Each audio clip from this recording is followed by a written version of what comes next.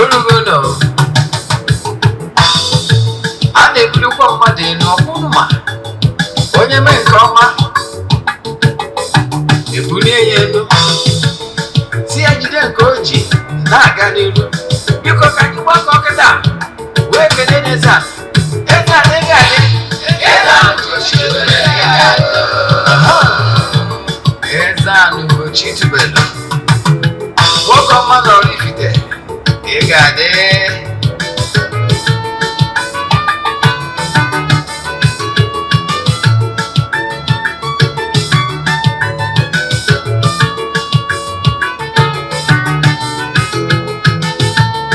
Odinana bụ eziokwu. Odinana bụ ụzọ ndụ. Ị ma na o nwere olu na-eti mkpu na-asị ụmụ Igbo chigharịa, ụmụ Igbo chigharịa. Kwa mbọsị ọ na-eti. N'ụtụtụ n'abalị ọ nọ na nkuzi. Eze-Ana, Eze-Ana ugochitubelu. Onye ọma na oraifite. Onye mgbasa ozi ọma ọdịnala gaba n'ihu. Eze-Ana ugochitubelu. Onye ọmanye je eme ọnụ. Ọdịnala bụ ụzọ ndụ gaba n'ihu.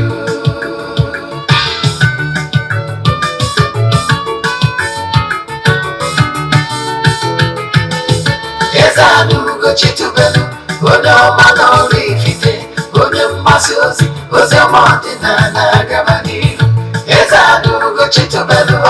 Onye ọmanye je eme ọnụ. Ọdịnala bụ ụzọ ndụ gaba n'ihu. Eze-Ana ga-adị. Ugochitubelu ga-adị.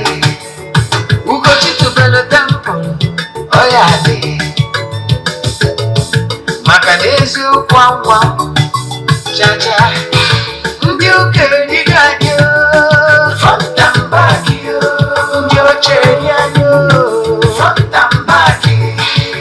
Fọdụsị kala aka ghọrọ ụmụ Igbo. Si anyị rapụ nke anyị. Na nke fa ka mma. Buru Baịbụl bịa. Akwụkwọ akụkọ. Mepekwa chọọchị fa. Okwu n'ụka abịakwa. Ụtụtụ ọma na ụmụ ọdịnala Igbo. Anyị abịagodu n'oge awa nke eziokwu. Oge anyị ji awa eziokwu niile agba. Nke ọ bụ mụnwa bụ Ogbuefi Eze-Ana ugochitubelu na oraifite na-anọ n'isi ya. Maka ndị ọ bụ tata bụ izizi ha na-afụ m na soshal midia maọbụ n'eziokwu TV. Kpọọ m Ogbuefi Eze-Ana ugochitubelu na oraifite. Abụ m onye isi nchụaja na ugochitubelu ọdịnala tempụl. Anyị na-agba afa miri emi lụkwazị ọrụ mmụọ dị iche iche. Abụkwazị m onye isi nchụaja na ọdịnala Restoration Prayer Ministry. Bụrụkwazị onye mgbasa ozi ọdịnala Igbo. So you can call me an ordinary evangelist. I will answer. My mission is to help people live better life. N'ụbọchị tata, n'oge awa nke eziokwu, isiokwu anyị ji wee bịa bụ characteristics of a true ordinary person. Characteristics of a true ordinary person. Onye ọ bụ isiokwu anyị. Asụgharị ya n'onu Igbo be anyị. Ọ bụrụ kere akparamagwa eji wee malụ ezigbo onye ọdịnala. Ọ bụrụ na ị gee ntị na nkụzi a, you will learn a lot. And ị marụkwazie ka ị ga-esi wee nwee ike ịma a true ordinary person ị nwere ike ide eṅomi to emulate from him or her. Mana before anyị gaba n'iru, ọkwa dị mkpa. Echefuna na aja anyị na-achụ kwa ọnwa nke ọnwa Maachị ka na-aga n'iru. Echi niile bụ 30th of March ka anyị ga-achịkọta ya. Yes, ọ gara ịbụ 31st, mana 31st tanya na Sunday. Yes, dịka esi malụ, anyị anaghị arụ ọrụ mmụọ ịchụ aja ihe mme na temple ụbọchị ụka. Yes, and ụbọchị Monday ụkwa our sit at home. So we don't work on these 2 days. So the next day anyị ga-arụ ọrụ Tuesday upwards. However, because of na n'oge ete aka ịbanye na ọnwa nke ọzọ, ya ka anyị ji wee sụgharịa ya, so anyị ga-end there tomorrow. Ndị niile sonye na anya bụ aja nke ọnwa Maachị a ga-enweta ihe onyonyo nchịkọta ya. Ejegoro m n'isi ụtụtụ a na temple ga chụọ aja ka ọfọ kwubi okwu n'isi ndị sonyere anyị nke ọnwa. ekwuru m na aja bụ aja mbunye na aja epụta ihe aja esigoro na eburu imirikite elu aja anyị na-ejikọta aka ọnụ dịka igwe wee na-achụ aja. Anyị malitere ịchụ aja ihe karịgoro 2 years ago, and o nwere ndị na-esonyere anyị na aja since anyị bidoro etu date. What you don't know is that you need inwe an altar that speaks for you on daily basis. Very important. Yes, ihe anyị na-eme ụbọchị nchịkọta ya dịka echi anyị ga-eje na mmiri gụọ ihe ọnụ na-eri dị iche iche anyị ga-eji wee gaa chụọ aja n'aha mmadụ dum ndị sonye na aja nke ọnwa Maachị a. Anyị natazie n'ụlọ chụọ aja to entities of powers nọ na temple, jee n'ebe nchụ aja gbuo eburu wee mesara aka. I can tell you na ike dị na aja a na-achụ n'igwe, but what you don't know is only a mystery to you. Iche isonye na aja ị nwere ike isonye n'ebe ọbụla ị nọ na nsọtụ ụwa dum, ebe ọbụla anyanwụ ruru, ebe ọbụla ikuku ruru, Ikechukwu ruru ebe ahụ. So ị nwere ike isonyere anyị n'agbanyeghị ebe ọbụla ị nọ na nsọtụ ụwa dum. Distance abụrụ ebara ya n'ọrụ mmụọ anyị na-ahụ na temple maọbụ na aja anyị na-achụ. Yes, ma ọkwa n'afọ anyị na-agba. Ihe ị ga-eme bụ ọ bụrụ na ị dị interested isonye na nke ọnwa April, ndị mmadụ ebuku ego April, ihe ị ga-eme bụ chat ya m na WhatsApp 08138243871. I repeat 08138243871, ma ọ bụkwazị 08057837672. I repeat 08057837672. Yes. Ọ bụrụ na ị sonyekwara anyị n'Eziokwu TV maọbụ na YouTube, ị ga-afụ nọmbas ndị a mkpọrọ ka ọ na-aga na screen gị. Then ka anyị gabazie n'iru na nkụzi anyị ji wee bịa n'ụbọchị taa nke gbara ọhụrụ. Kedu ihe m na-ekwu maka ya? Isiokwu anyị mana bifo anyị gaa n'iru bụ echefuna, ọ bụrụ na onu a nna ị na-anụ taa na ị na-esonyela anyị site n'Eziokwu TV na ịnụrụ ya na ịlaikiri ya na ịchọrọ ishigharị ya mmadụ, jee na my YouTube channel Ogbuefi Eze-Ana Ugochitubelu oraifite. In fact, o nwere ihe ọbụla ị na-achọ n'ọdịnala anyị ekuzibara over the years anyị malitere nkụzi ya. Yes, nke a bụ ofu. Nke bụ anyị chọrọ ikwu maka ya bụ ọ bụrụ na ị na-esonyere anyị site n'Eziokwu TV, o nwere Nollywood movie ọbụla ịwọchị na channel ị chọrọ ịwọchị ọzọ, jee na Ugochitubelu movie production ị ga-afụ ya na YouTube, ma ọ bụ jee na Eziokwu Great Movies na YouTube ịwọchịkwazi ya. Ọ bụrụ na Igbo movie, jee na Eziokwu TV Nollywood Movies na YouTube ịwọchị ya. Ka ị na-eme nke a ka Chukwu Okike pụrụ ime ihe niile gọzie gị ma gọzibiga gị oke. Ndị na-ajọ enye anyị ekelego m ụnụ, afụrụ m ụnụ. Ndị na-ajọ anyị na life anyị na-eme, asị m hụ na-ajọ enye anyị ka ụnụ na-invite ndị ọzọ ka ha na-esonye. You will learn something that will change your life for good today. Ka anyị gaba n'ihu na nkụzi anyị ji bịa. Anyị kwuru ihe agwa eji mara ezigbo onye ọdịnala gị nwa ga na-elook after. Now, ọ bụrụ na ị chọrọ ịma ezigbo onye ọdịnala ma ọ bụ na ịbata n'ọdịnala Igbo, na karakta ị kwesịrị ịpa ihe eji mara ezigbo onye ọdịnala. Ya bụ karakta a bụ 1. Ezigbo onye ọdịnala. Nke mbụ, ị ga-aghọtarịrị how things work in creation. Ị ga-amatakwa ma kwenyekwa n'ike niile si n'aka Chukwu abịa. Apart from him, ewezighị ike Chukwu, he can do nothing. That is simple fact. Achọrọ m ka nkọwara ụnụ ihe ị kwesịrị ịma gbasara ọdịnala. O nwere ike ọbụla na-arụ ọrụ ma eweziga ike Chukwu. O nwere mmụọ ọbụla, o nwere any entities of power, o nwere arụsị ọbụla ma ọ bụ anjelu nke Chukwu ọbụla ga-arụ ọrụ ma eweziga ike Chukwu. Ọ ike Chukwu na-propel all forces. Ndị ichie nwere ihe nwere ike imewuru gị ma eweziga ike Chukwu. Ike Eze-Ana enwere ihe ọ ga-emewuru ma eweziga ike Chukwu. Ike ndị mmiri, ike ndị anyanwụ, ike anyanwụ na ọnwa, the ike the gnomes, the elves, the salamanders, the steam, all of them, name them. All are entities of powers and elemental beings. Ha na-arụ ọrụ in glory n'otuto Chineke. However, in their working for the glory of God Almighty, they normally come across man. Yes. So ọ bụrụ na ị nọrọ in good book of record with natural laws na-edebe iwu Chukwu, they will favor you because na ị na-azọnye ụkwụ na-alụnye ọrụ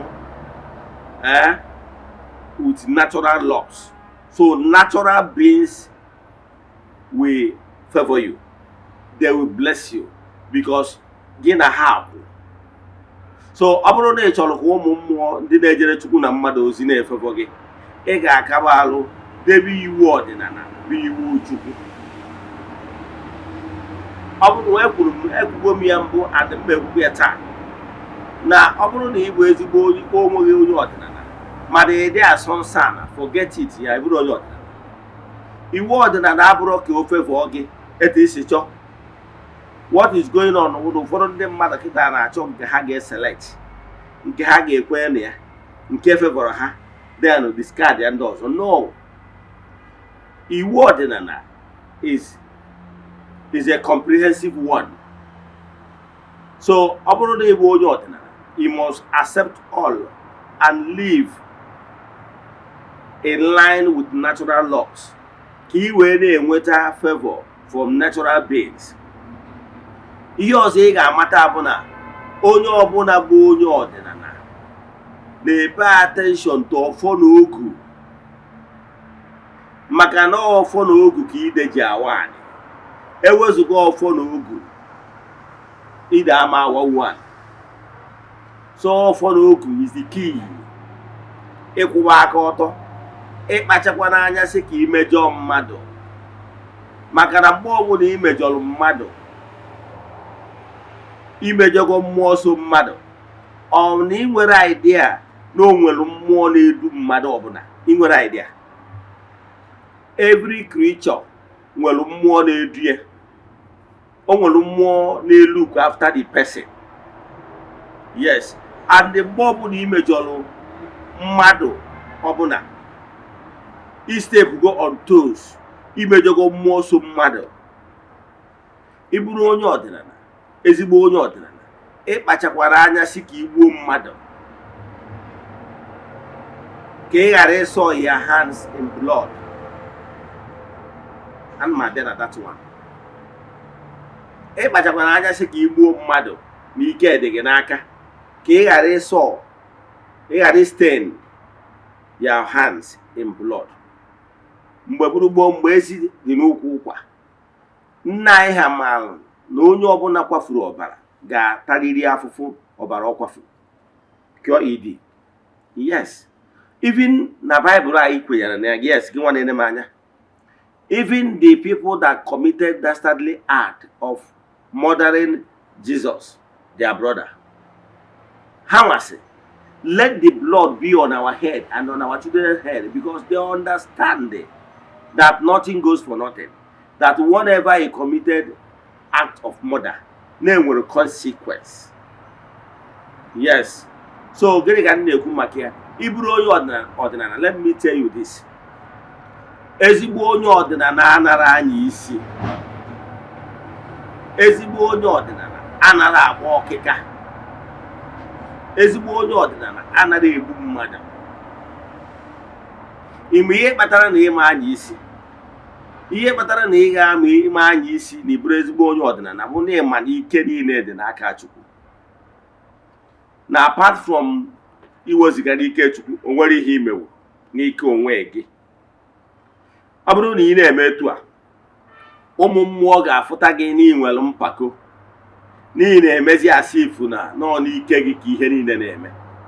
At the appointed time, they will abandon you. Ifu onye ọbụla bụ onye rely n'ike ọgwụ wee na-etu ọnụ, ọ bụrụ onye ọdịnala. Ihe ọdịnala, mmụọ ọdịnala na-asụ ọgwụ, do not itu ọnụ, do not brag. Just say the thing the way it is. Ọ bụrụ na ị bụ onye na-agwọ ajọ ọgwụ, depend na ọgwụ gị, one day ọgwụ gị will disappoint you. Maka na na-ebiaziri n'eko, na-efilu nọ n'ike gị ka ya bụ ọgwụ ji wee na-arụ ọrụ. I wee chezọọ how things work. Chezọọ na nke mbụ ịgwọ n'ọgwụ maka na onye a na-agwọ maka na oke soro ngwere ma mmiri o nwere ike kọọ ngwere ma ya kọrọ oke.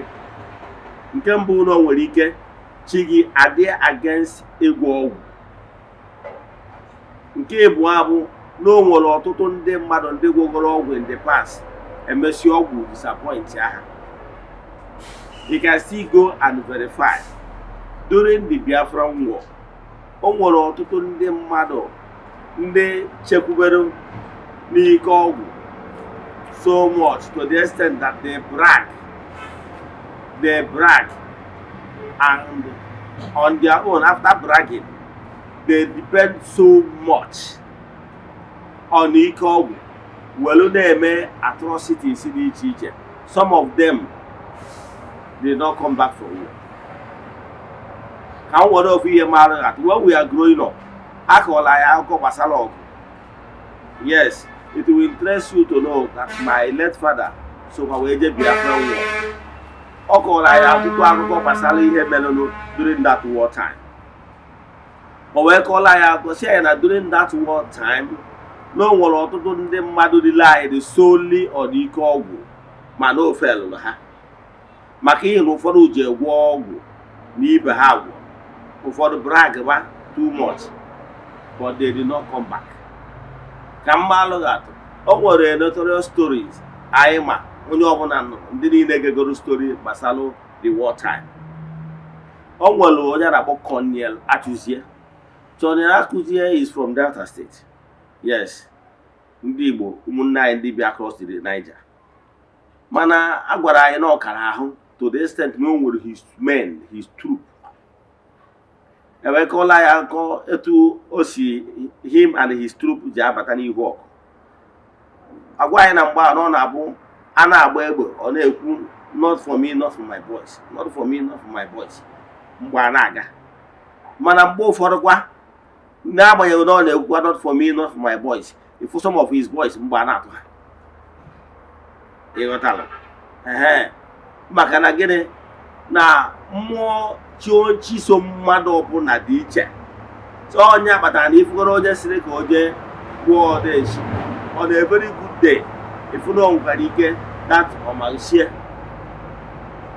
Maka na mgbe ụfọdụ na ụfọdụ ozi n'uto na ha adabere n'ike ọgwụ.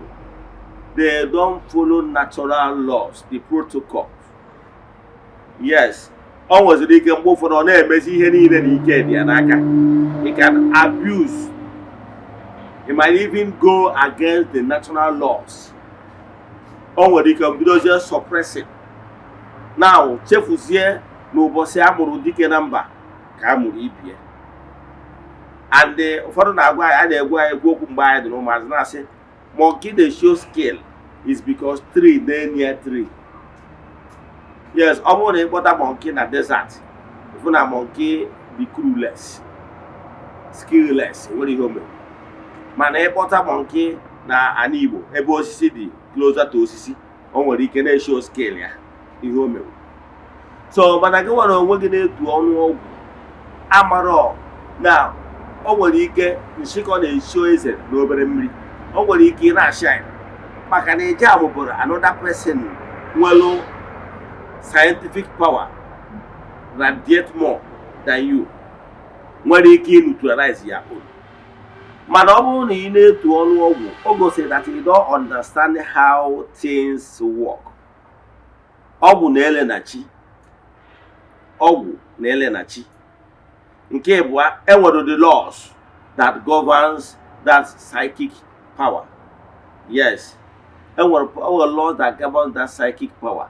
Mana mgbe ụfọdụ ọtụtụ ndị dependere n'ọgwụ na-abụ mgbe ụfọdụ emekọtazie ha dị carried away by vainglory. Ha believezie na ha karịkụziri dị ọgwụ n'onwe ha. And mgbe ọbụla mpako buru ụzọ, ngala buru ụzọ, ọdịda esi. Mana ezigbo onye ọdịnala, ihe ị kwesịrị inwe ume a sịkwara ore na o nwere ka esi malụ nke a maọbụ nke ọzọ. Mana maka ihi na ịghọtara how things work, you don't brag. Ezigbo onye ọdịnala that understand na ike dị n'aka Chukwu, nọ n'ike Chukwu ka ihe niile si eme. You don't brag maka na ike abụrụ n'aka gị. Na ụmụ mmụọ chọrọ ka ya bụ ike nye that protection at every given time.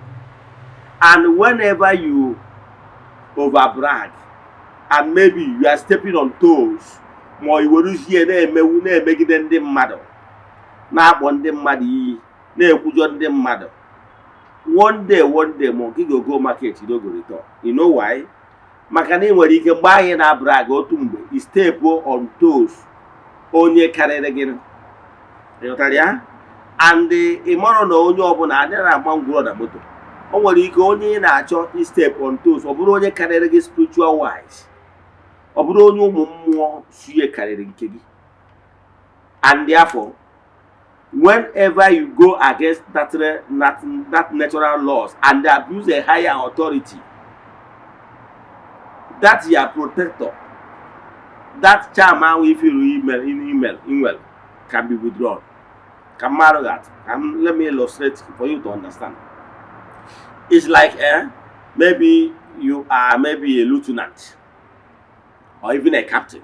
You are a captain in the army. Maybe you are entitled, for the virtue of your work and rank, you are entitled maybe to 2 ADCs, like two privates. Then I guy again. Yes.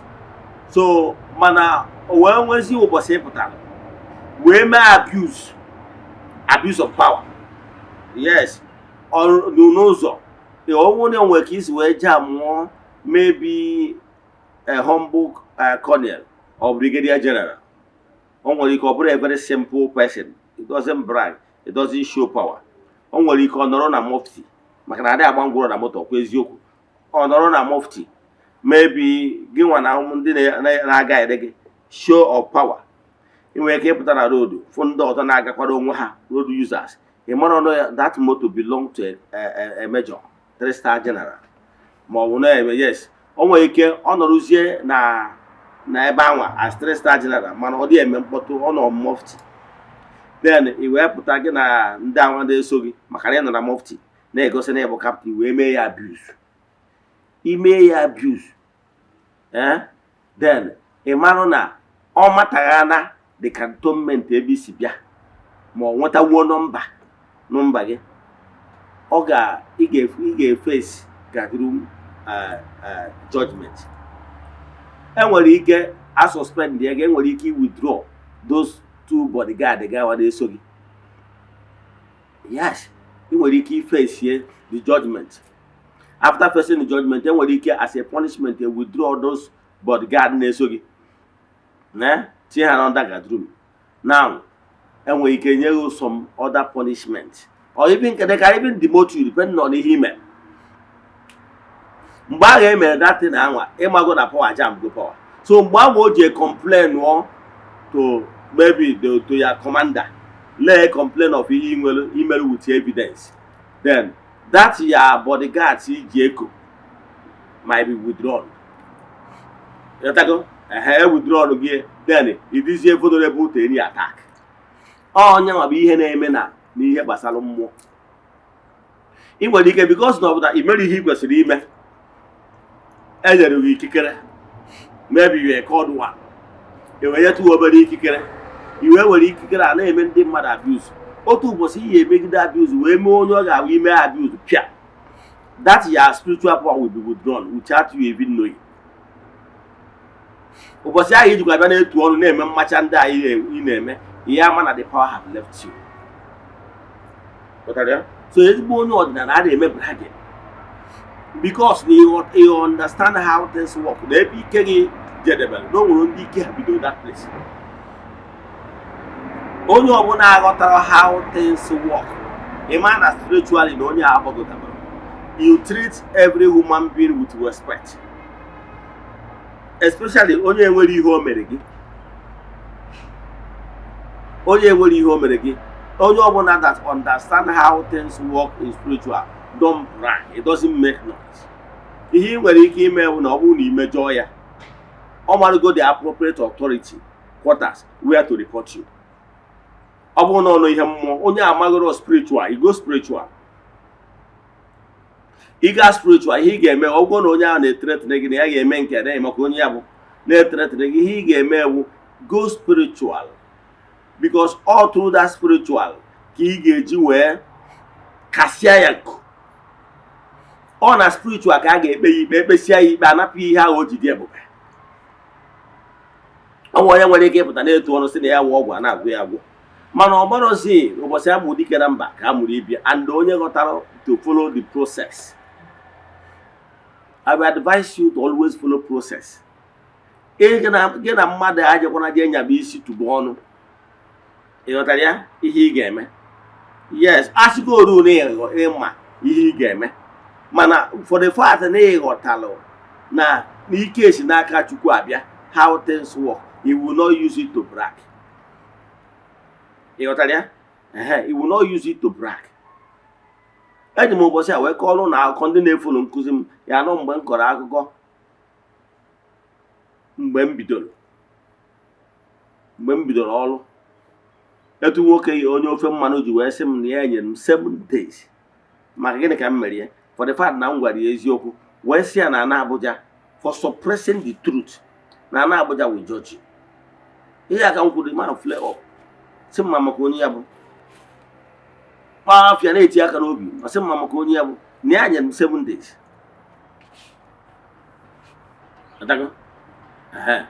So the story, the rest with the story. But after ka o mechara that 3 hour arịrị na agwa ka mbe mụ na ya ama aka ọ dị well connected malụ security details o ji because ọ ndị ụtụrụ ndị a na-abịakwu na bie ọ na-afọtify ha na-eme ihe niile enweghị m ike fight wee connection o ji dị connection.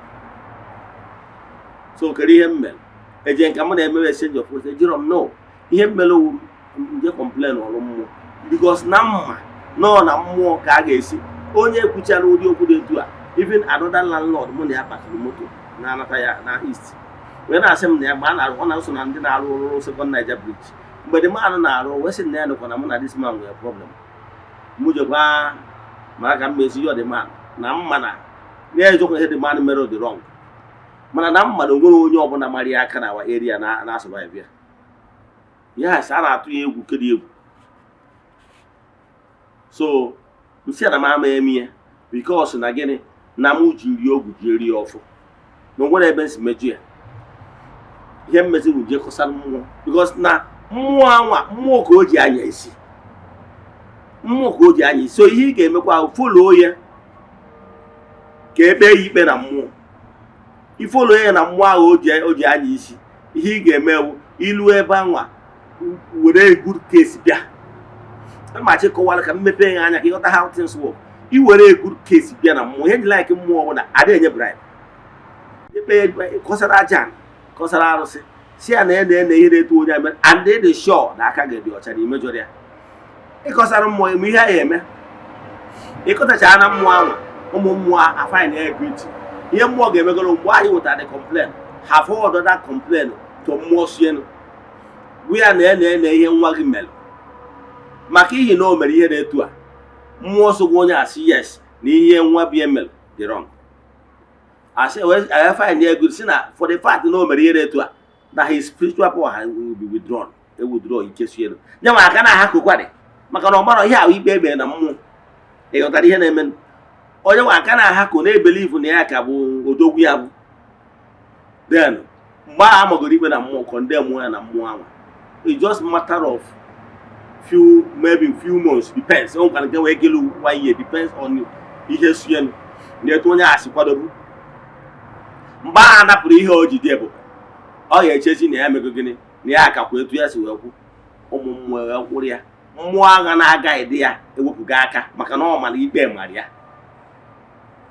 ifuru onye agụrụ ogo na wachi yọtara ya ihe m na-achịkọwala gị bụ anọkwa m ebe m nọ na-alụ ọrụ about less than 4 months phone ring ya ọ bụrụ ofu onye our neighbor another landlord promise sị m ma maka ihe na-eme na si ya no ọ sị m na ha na-enwe aṅụrị n'ogbe na si agịrị na-eme ọ sị m na guys na-egbupụta mmanya si agịrị na-eme o wee sị na ya nwoke na ọ na-agochu yọtara ya mana because na mgbe ahụ ọ bịa mee datin ahụ ọ ma na obejọrọ nye nwana onwe ya mana o filu na ya agbawa ọkụka based on level o filu na ya to the extent even na the court crack kpọpụtara ya outside ka o settle out of court wee sị ya ịmụrụ na imejọrọ onye a go and make peace o wee sị ya na-enyere 7 days before the next adjournment ka o jee make peace o kweta na ọ ya make peace o mere ya maka na ofi na-ehe onye nwa maka na ọ bịa na-aha iti onwe ya ebe ya nọ ana m achọ ịkọwara gị na ị bụrụ ezigbo ọdịnala ịnyakwana isi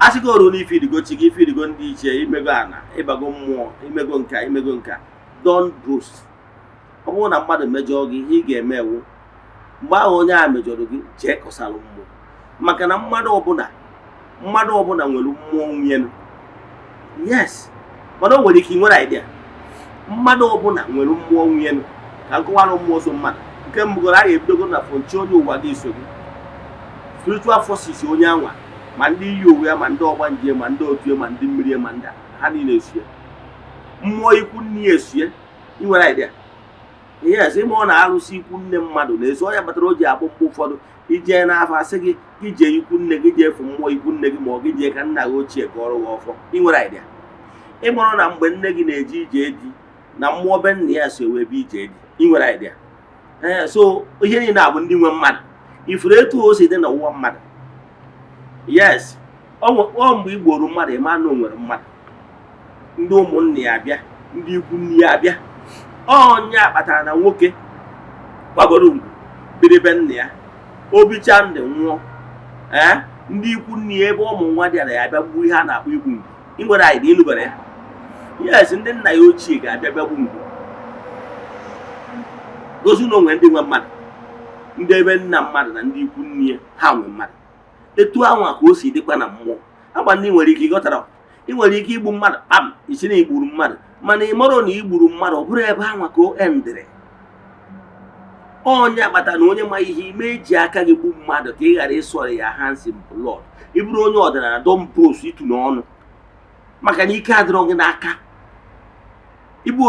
iwoli a vessel imeke na noise ka empty imeke na any noise ọ bụrụ na mmadụ mejọọ gị gbaa gị ọkụ ka ime ihe ị ga-eme don't take the law into your hand na-ekwu to follow jungle justice no ihe ị ga-eme normal process ị ga-eji mie example ọ bụrụ na mmadụ mejọọ gị maybe na mmadụ bịa gbuo nwa gị ma ọ gbuo nwunye gị ma ọ mee nara ihe ọnwa ntị na ọdị ọda mee gị nnọọ akaje na ọkarịrị gị i wee jee follow normal court process hapụkwa maka court Nigeria nwere ike dị corrupt mana ana m agwa normal 10 o kwesịrị ịbụ i wee follow court wee mechaa find onye anwa guilty maybe by hanging court gbuo onye anwa ọ bụrụ ọbara ya dịrọkwa n'isi gị ọ bụrụ ọgụ nwa merie because e follow normal process nyefe ihe ya na even the person's defender ndị na-defend their lawyer bụ ihe niile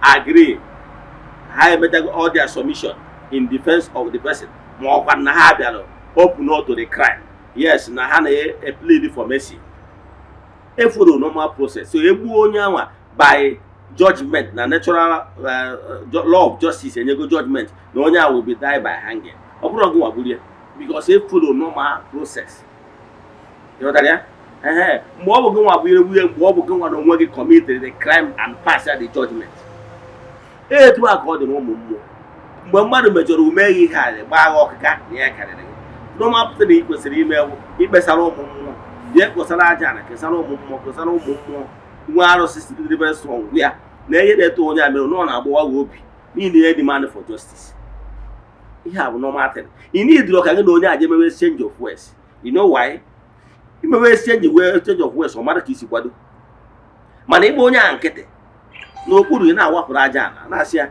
na-ekwado ihe onye dị etu a mere gị na ọ na-emekwa na ya karịrị gị biko hapụ arụghọ onye a ama ka ihe esikwado o chere onwe ike na-egbo ekawo ịghọtara ya ihe kpatara na ezigbo onye ọdịnala adịghị eme bragging bụ na 1 ọ bụrụ na ị na-eme bragging na-akọwala onye ahụ ebe ndụ dị gị ma ọ wee etu isi kwado ọ ga-eme onye ahụ eme over preparation for you mana ọ bụrụ na emechara onye ahụ esi ya mmụọ kpenụ ị na-akpụrụbe gị oche na ịgbara nkịtị ọ bụrụ na ị na-esi o jegoro ka o jee mee ihe asị onye nwa ọkụkọ nwa nza na nwere ihe imewu o jegoro ịkwadoro o jee weta katapọt tenke nnọọ nwa nza ka ọ bịara ịgba bọsọ ya agbaje katapọtụ agba katapọtụ ahụ fụ na o nwere ihe katapọtụ a mewu o ripụ ọsọ maka na ị sọpraịzịrị ya ọ mara na o nwere ihe ime were o chere ịwụ nwa nza so uchi ya bụ na ọ gbaghara katapọtụ ịda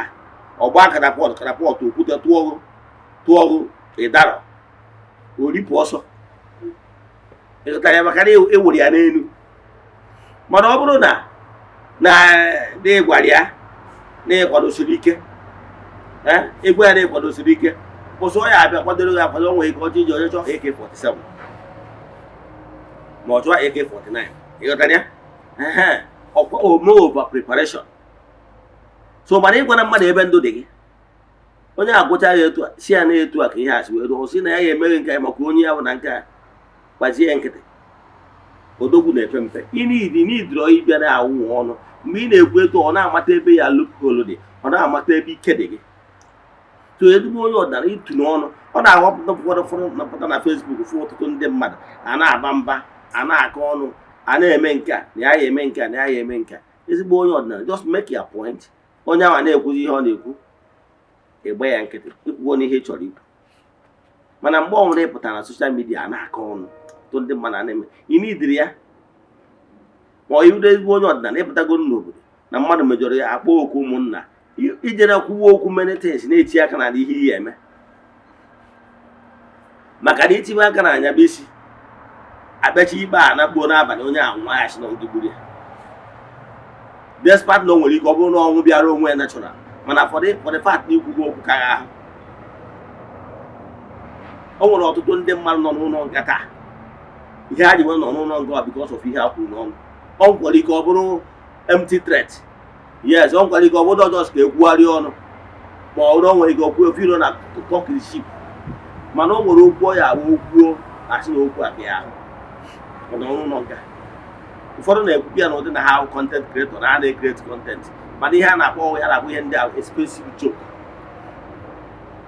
so ezigbo onye ọdịnala ihe ga-asị na ihe nkwute akpụ ịnya n'isi ihe ọbụla ịnya n'isi ọgwụ ihe kpatara na ịma anya isi ọgwụ bụ agwara gị ya na ihe kpatara na ịma anya isi ọgwụ bụ na ụbọchị amụrụ ike na mba ka amụrụ ibi ya and ịnya ha n'isi ụmụ mmụọ efiruzie niile eme na ike dị gị n'aka they withdraw their support inwe showdown maka na ịnya ha n'isi ọ ga-eme gị nwee mmụọ mpako and mpako bụrụ ha n'ụzọ esi ga-emekwa ya and inwe ha na mmụọ ịnya isi ọ ga-eme gị na-elu down on others emekwana ya anyị go get status why you should not do it then gwakwa nke ọzọ ga-egbukwa na mmadụ ga-ejikwa n'aka gị sị ka igbuo mmadụ maka na enwere mmụọ so mmadụ and mgbe ọ bụla igburu mmadụ mmụọ anwa na ike ndị a so mmadụ anwa will fight you yes itikwa n'aka ihe ọbụla wee kwafu ọbara maka na mmụọ nwe onye anwa will return